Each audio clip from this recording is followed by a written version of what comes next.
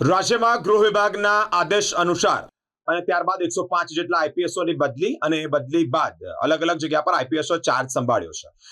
જિલ્લાના પોલીસ વડા સુશીલ અગ્રવાલે વિધિવત રીતે પોતાનો ચાર્જ સંભાળ્યો છે. રાજ્યના ગૃહ વિભાગ 105 જેટલા આઈપીએસ અધિકારીઓની બદલી કરવામાં આવી. ત્યારબાદ શહેર જિલ્લામાંથી પણ 7થી વધારે આઈપીએસ અધિકારીઓની બદલી થઈ છે.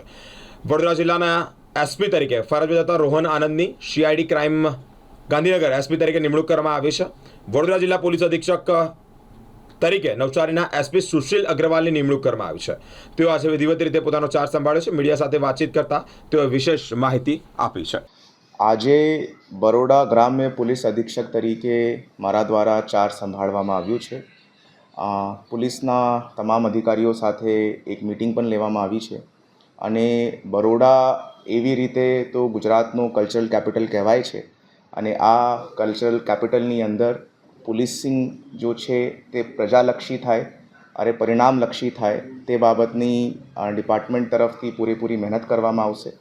માને આપના મીડિયમથી બધા લોકોને એક વસ્તુ જો કહેવાની છે તે એ છે કે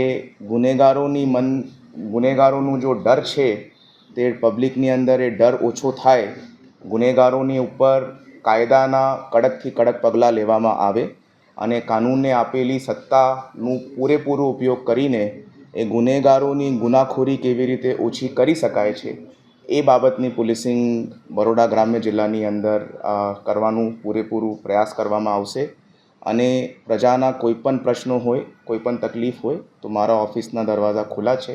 તે પોતાની તકલીફ લઈને આવી શકે છે. અમે પૂરેપૂરો પ્રયત્ન કરશું કે અમે એમનું તકલીફનું નિરાકરણ કરી શકીએ.